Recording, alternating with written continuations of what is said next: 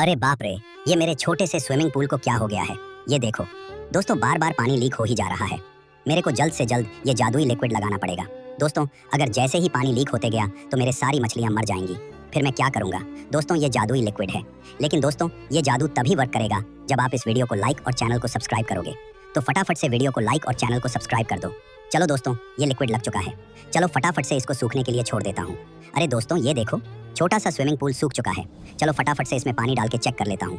अरे ये देखो दोस्तों, पानी थोड़ा सा भी लीक नहीं हो रहा और मछलियाँ भी कितना मज़ा कर रही है। दोस्तों, आपको भी ये लिक्विड फ्री में चाहिए तो फटाफट से इस वीडियो को दोबारा देख